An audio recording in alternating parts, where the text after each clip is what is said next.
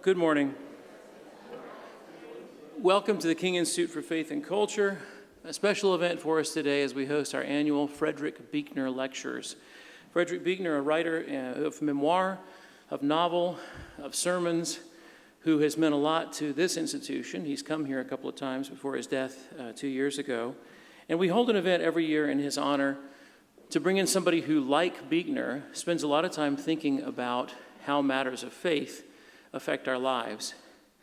Buechner is somebody who started his life thinking he would become a pastor, only to find himself moving into a full-time writing career. He said he had a ministry of words. And it's that phrase that stuck out to me when I was interacting initially with Esau McCaulley, because I think a ministry of words is something that he has established beautifully over the past several years. Esau comes to us from Wheaton College, where he teaches New Testament. He grew up in Huntsville, Alabama, and he talks about his youth in a new book called How Far to the Promised Land, which is published by Random House. It's a book that is a remarkable insight into his life. And so for me and for several others, to meet him in person, we feel like we already know him because we've already read that book. He's written a number of other things as well. His book, Reading While Black, which is a remarkable book in every respect, came out in 2021. It's won a number of awards. He's written a book on Lent. He's written a book for children. So he has a wide-ranging interest in how that ministry of words affects the people around him. From Huntsville, Esau went to University of the South, Sewanee. He went to Gordon Conwell Theological Seminary, which has also turned out fine products like myself.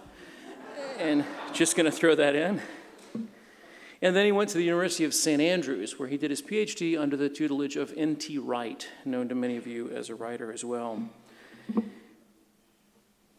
I want to read, by way of introducing him, and then I've got a couple of announcements, what somebody else who is very well loved at this institution says about Esau. Catherine Patterson, who graduated from here in 1954, who went on to a decorated career as a children's author, says this to Esau: I have just finished reading your book. I'm trying to find the words to describe the experience of living through your life and your family's lives through your beautiful truth-telling. It was a spiritual education for me. I know at least that much. We'll have some more chances to interact with Esau today. And especially for those of you who are visiting, I want to make sure you know this. We're going to go after this. We don't have time for questions at the end of this talk, but we will go to the Tadlock House. And if you just go across the oval that way, you look for the old house or ask somebody and you'll find your way there. We're going to have some coffee. We'll go over to the cafeteria for lunch around 11:15 or 11:30. So please join us for coffee or lunch if you're able. Then at 5 o'clock, we will reconvene at First Presbyterian Church. At First Pres, we're going to do an on-stage interview. At 5 o'clock, we'll have a reception at 6, and then at 7 o'clock, Esau will give his evening Frederick Buechner lecture. Please welcome Esau McCaulley.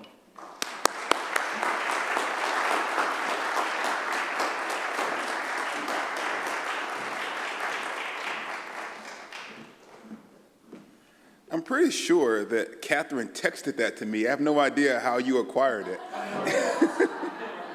Oh my goodness. At King's, y'all don't mess around when y'all do research. Did she put that on the internet or did you just get that? I'm not going to comment. Okay. Wow. I was like, did you get my phone during dinner? Anyways, it is a great honor to be invited. I don't know, what else do you know? I'm waiting for the next introduction tonight. My wife's texts are going to come through. Anyways, it's just like bring home this. Anyways. It's an honor, it really is, to be invited to King University as a part of the Frederick Buechner Lecture Series. It would be dishonest to claim a great depth of familiarity with this work, but I can say that I've taken some encouragement from the fact that he was a theologian who also loved prose, who wrote sermons, memoirs, and fiction like I aspire to do. He served in the church and in the academy, which again coincides with my own work. Frederick, during the course of his life, wrote 4 memoirs. I think he's only topped by Frederick Douglass, who wrote like 7 of them. Thus far, I've only managed 1 memoir.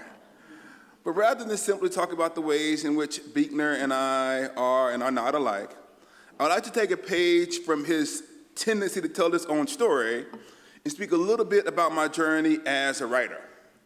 How did I come to do what it is that I do? And secondly, I want to address the topic or the question of what does it actually mean to be a Christian writer? What does that even look like? What are we attempting to accomplish? What are we doing when we put pen to paper, or better yet, to be honest, to put fingers to keyboards? But it felt more poetic to say pen to paper. You feel like a real writer when you talk about pen and paper.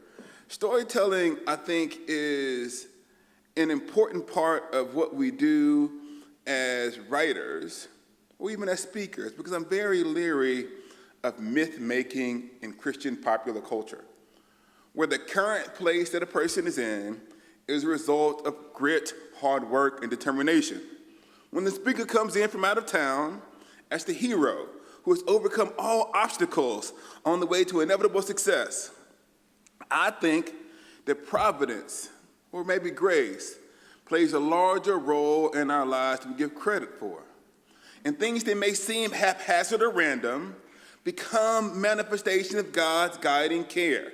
In retrospect, even though we couldn't see it at the time. And this may be comfortable for some of you students who are wondering what it is you're going to be when you graduate and leave here. I can tell you my goal when I was in college was to be a high school football coach. In the same place where I grew up, I went to help kids get to college playing college football. And I failed spectacularly at that job. I coached for 1 year, won 2 games, was promptly fired.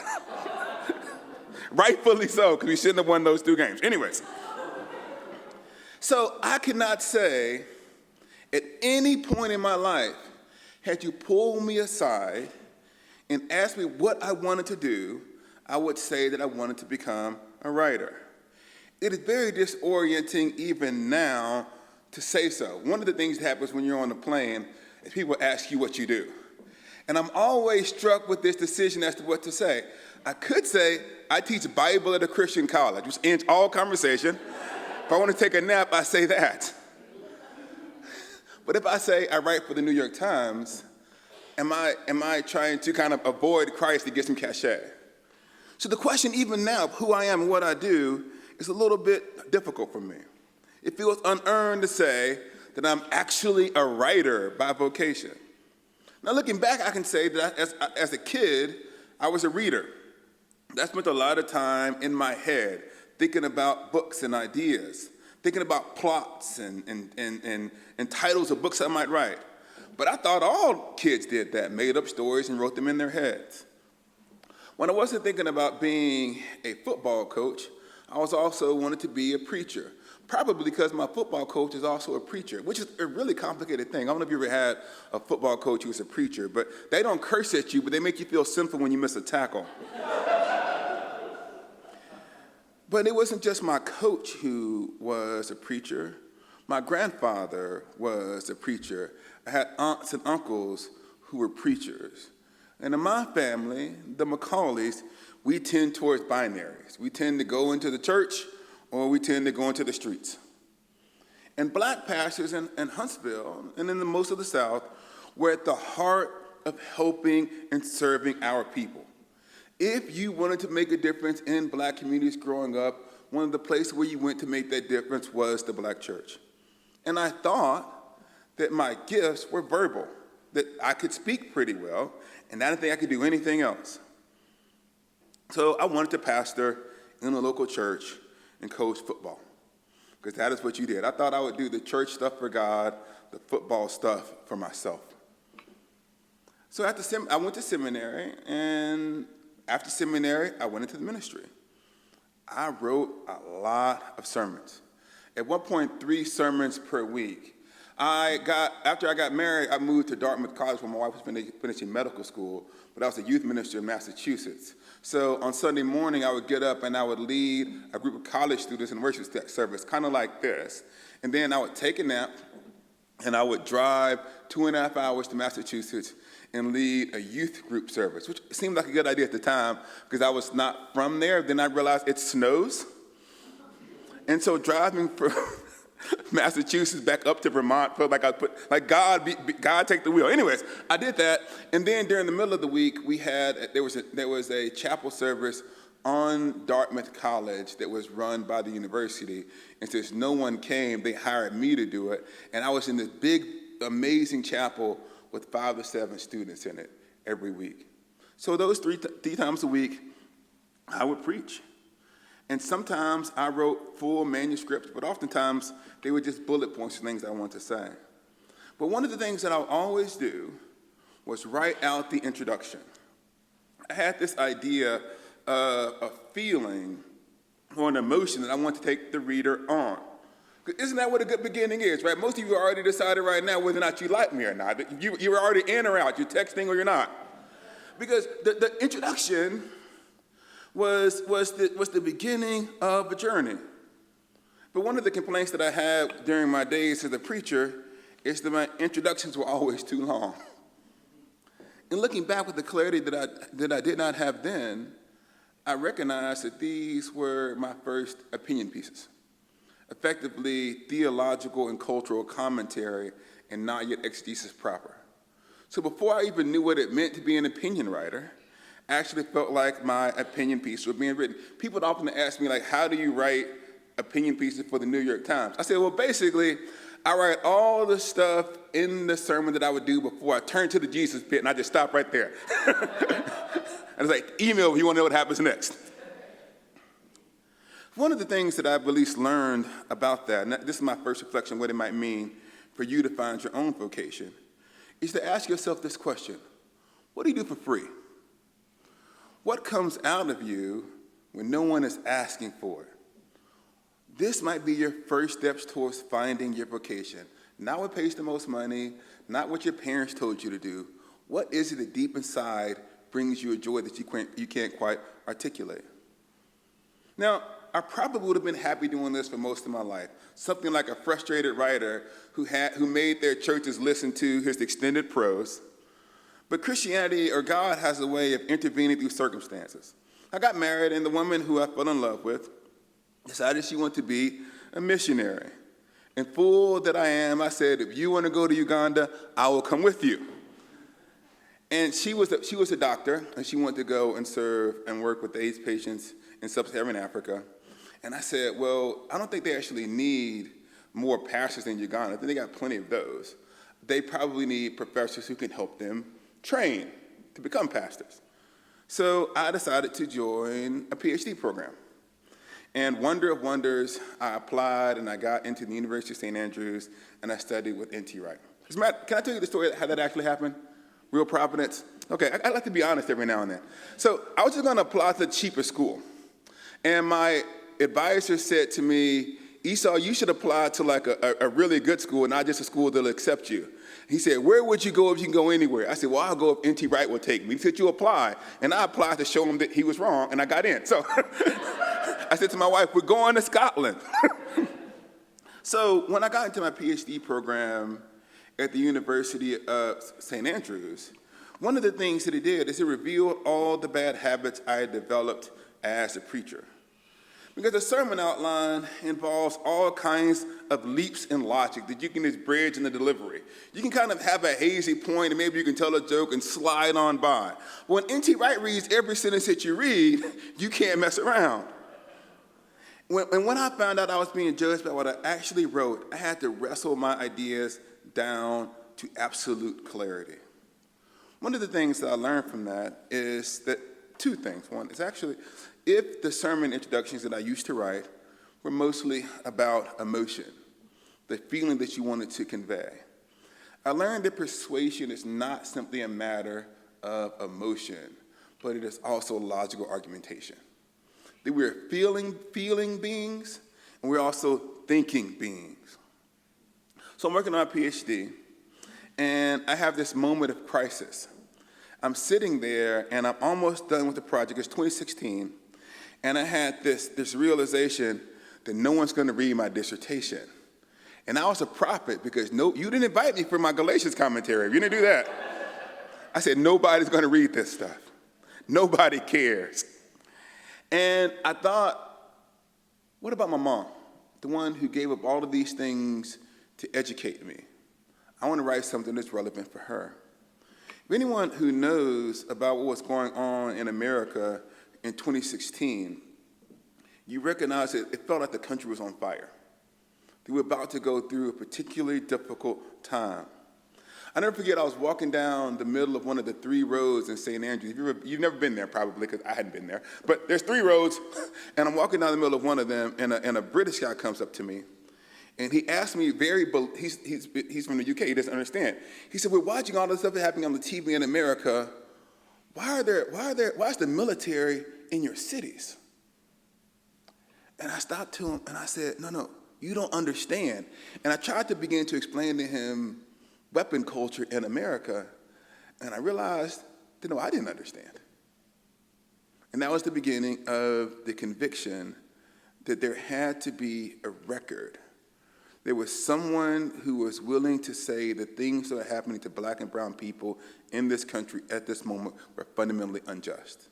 And who said so precisely because they were Christians. And that was the beginning of my writing career.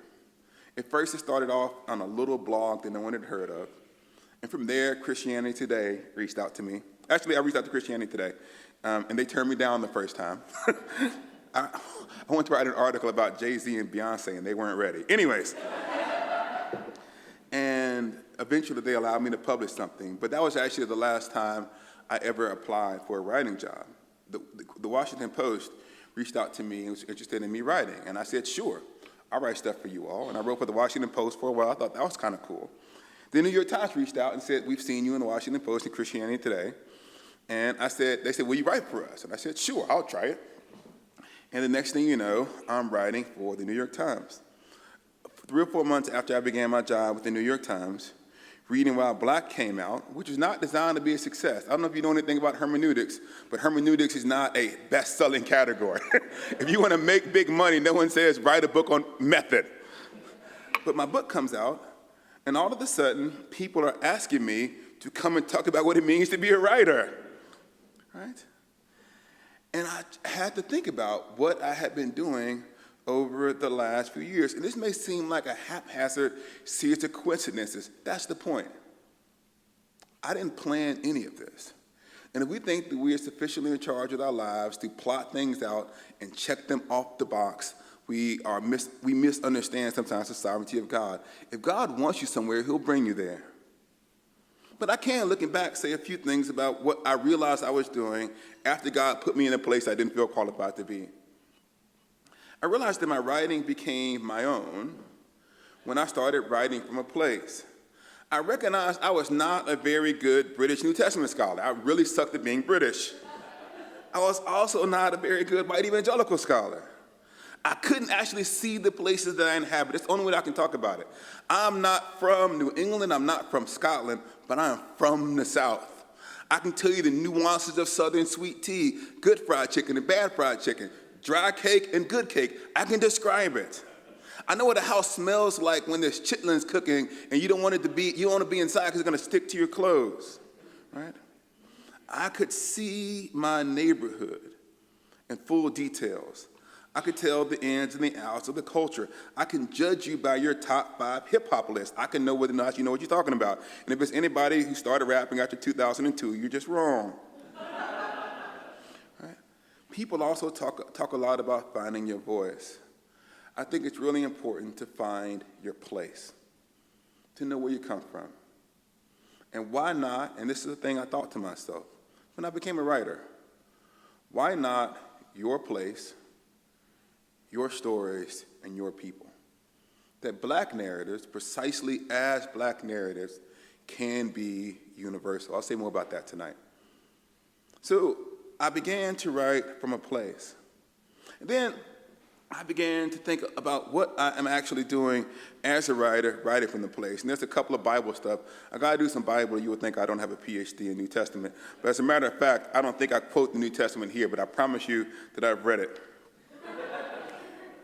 Biblically, Genesis teaches us that we're all made in the image of God. It's Genesis 1:26-28. The Old Testament professors can confirm that that's what it says. But there, in this idea that we're made in the image of God, is the mandate to reproduce, have a bunch of babies, and reproduction actually raises a question. How do we organize society? When you have a lot of people, you got to organize yourself. In other words, the reproduction mandate carries with it the creation of culture. And I'm going to read a passage that I'm sure most of you all use for your devotionals, a little bit from Genesis chapter 4, verses 17 and 22. But I'll just read a little bit at the top and then at the beginning, at the bottom. Cain knew his wife, and she conceived and bore Enoch. He built a city and named it after Enoch, his son. To Enoch was born Arad, and Arad was the father of Mehujael. Mehujael was the father of Methuselah, my cousin. Methuselah was the father of Lamech. Lamech took two wives. The name of one was Ada, namely the other was Zildah. Ada bore Jabal Cain. He was the ancestor of those who live in tents and livestock. His brother was Jubal.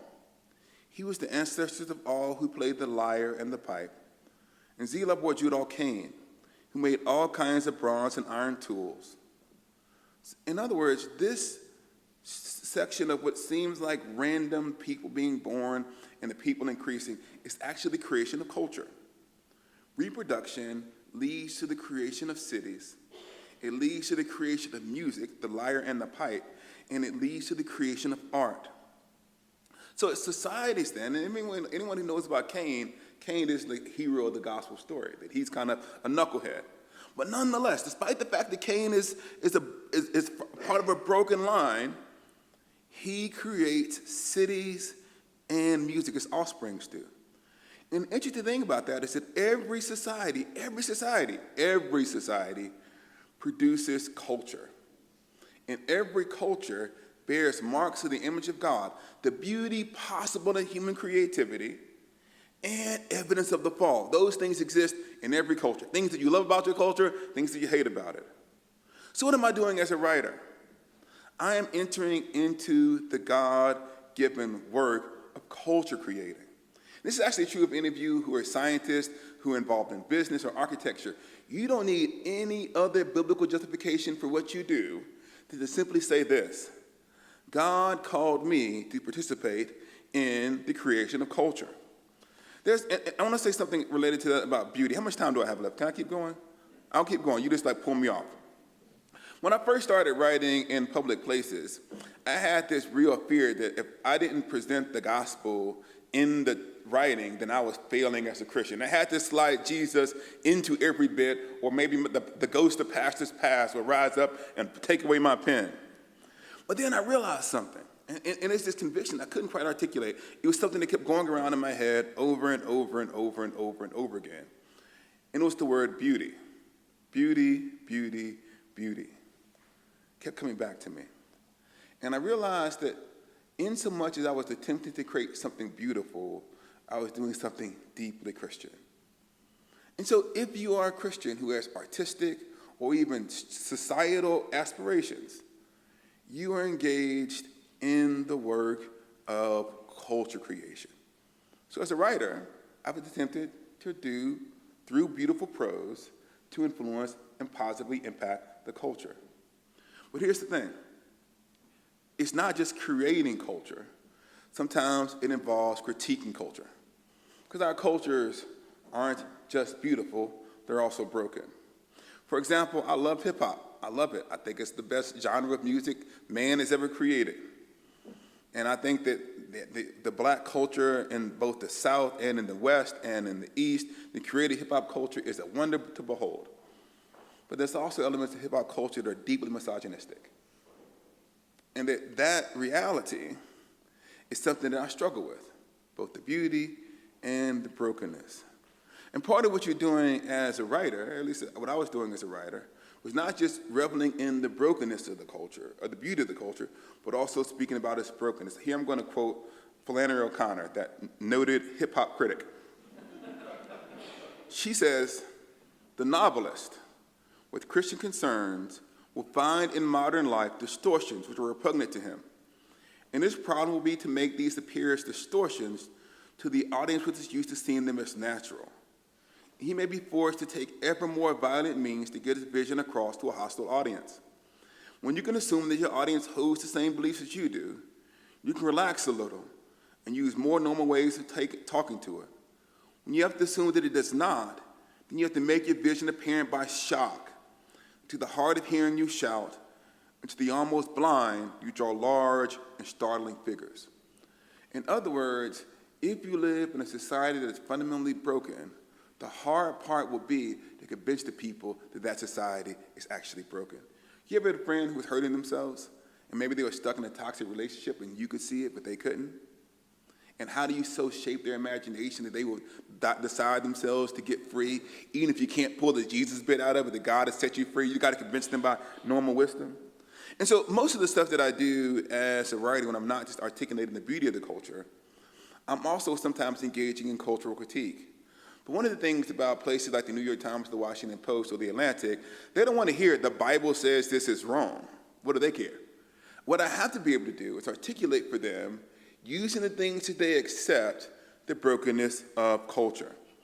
And a lot of times that works. A lot of things you can explain to people without using Bible verses. But sometimes we run out of what I would call common grace, the idea that we can all figure these things out for ourselves. If you were to do something like, I'm sure none of you will, an audit of all of my opinion pieces in the New York Times, you would see that like 90% of them contain no Bible verses at all. But every now and then, I find myself stuck as a writer, and I can't find a non-Christian way through this problem. I remember when the George Floyd incident happened, and they asked me to write a piece about it. And it was actually around the time when I was, is this recorded? Okay, I'll edit myself a little bit. I want to get in trouble. So I remember I had to write a piece about that incident, and I wrote the first couple of paragraphs. And the first couple of paragraphs says, there's a video of George Floyd. And I went down through the things that would be videotaped. And from the videotapes, I went back to the pictures of the lynchings of black bodies in the 1920s, where people would pose beside the burned carcasses of lynched black people. And they would take pieces of their bodies home from the lynching and put them up in their homes. And there was a long history of the documented abuse and mistreatment of black bodies. And I wrote those 2 or 3 paragraphs, and then I was stuck as a writer, because I didn't have any solution to the problem of the rage that builds up in the African-American spirit when these things occur. And the only answer that I could come up with is the way in which the gospel encounters and protests against those realities. And so the article, What the Bible Says About Black Anger, existed because I couldn't find another solution to that anger. And so sometimes as a Christian, you're just involved in the creation of beauty. Sometimes you're engaged in ordinary critique of culture like everyone else. But every now and then, you have to be explicit about the ways in which you believe the Christian message directly addresses the pressing concerns of the day. There's this passage in Exodus 36 that I'm also sharing in your devotions. It says this: Baziel and Oliab, I don't know how you say it. I don't do Hebrew. Actually, I do, but I just don't do names. And every one of them, whom the Lord has given skill and understanding to do the work in the construction of the sanctuary, shall work in accordance with all the Lord has commanded. So if you bring the Genesis story and the Exodus story together, you see Genesis just talks about the general work that we all do in culture creation. They have certain talents, and they use these talents to build cities and create culture.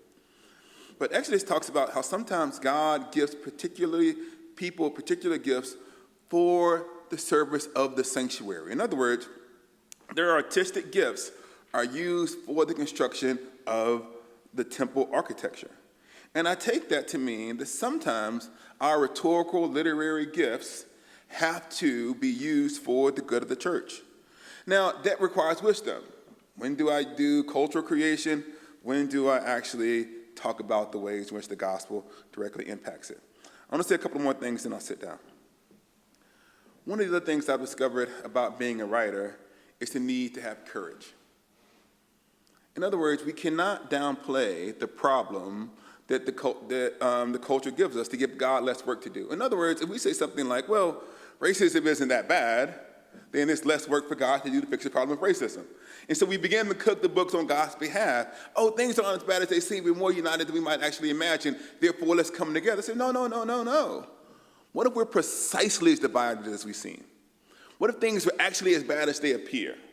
And we need God to come in and solve that problem. Our writing, then, must be courageous. One of the things that I've learned about being a Christian writer is this is the part that gets you in the most trouble. It is not actually the solution that I present about Christianity, it's the articulation of the problem. Because for some people, the very articulation of the reality of the broken world into which we live feels divisive. And people get nervous, and they squirm in their seat, and they say, he should stop talking about these difficult things. But what I want to say is, there is no other world for God to come into to rescue us than the world that is divided by racism, injustice, greed, and malice. One of the most difficult sections that I had to write was the chapter on rage and reading while black. Precisely because I have friends who are not Christians. I have family members who are not Christians. And I couldn't talk about black anger in a PG way that would appease the consciences of easily startled middle-class Christians. And I had to articulate it in such a way that if my cousin, who lived in the same neighborhood, opened my book and read it, he would say, yeah, this is exactly what I feel. So that when I present Jesus as the solution to the problem, it's the actual problem that's experienced in the heart of people. So as a writer, I've had to learn to be as courageous as I know how to be, precisely because I feel like God can solve the problem. Yeah, this might be a super dated reference. Some of you all might get this. The more mature saints will. Young people, just do the best that you can. When I was a kid, before there were streaming shows, you were stuck with whatever they showed on television on the TV. Y'all remember that? It was like before there was Netflix, there was a thing called TV. You had channels, you turn them. Okay, you got this. Okay. Just imagine Netflix, but you couldn't change it. All right? Just imagine. I'm trying to help you figure this out. And so they had Batman, but it was the Batman from the 1960s, right?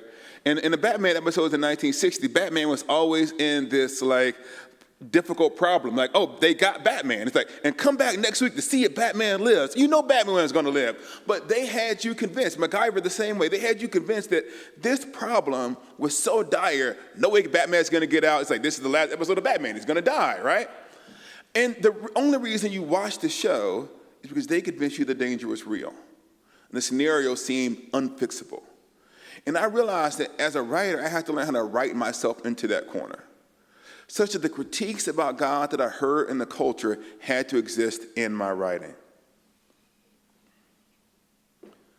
Last thing, I'll say a word about joy. I've come to find out that I really like what I do. I actually love composing a great sentence. And I think for a while I thought that was arrogance. When I wrote something and I would smile about it, it's like, I got them in my bag, right? But what actually I realized is this. What it was a reflective delight in the God-given gift of the ability to create. I anticipated someone's joy from reading a sentence that I wrote. And I knew that that sentence that I wrote was going to be something that gave people real and genuine happiness. Joy is completed in the use of art by others. So maybe I can ask you this. Not only what is it that you do when no one is watching, what is it that you do that gives you joy and that you anticipate the joy that other people will receive from what you do? What might it mean to be a Christian writer? I'm not sure completely. But looking back over the years, I've tried to make sense of what God has given me to do. First, I've realized it is me and no one else who does the writing. Writing has to come from a place, and for me, it's from the South. Second, I realized that emotion and reason are part of the literary process. We are thinking and reasoning beings. I realized that writing is in part simply culture making. It's part of what is given to us as a manifestation of the human experience. It is what we do as people. Now, in a world that is built on ugliness and destruction and malice, simply creating things that are beautiful is its own rebellion. Part of culture making involves a bit of uncreation, showing the culture where it has gotten off track and the things it has gotten wrong. And this is not always Christian work. Sometimes it is not, but sometimes it is. And this is called to Christian courage. Being courageous enough to trust God to answer the questions set by the culture. And finally, as a writer, at the center of it is God's own joy, in which we are thrilled in seeing the art we create making its homes in the hearts and the imaginations of others. Thank you.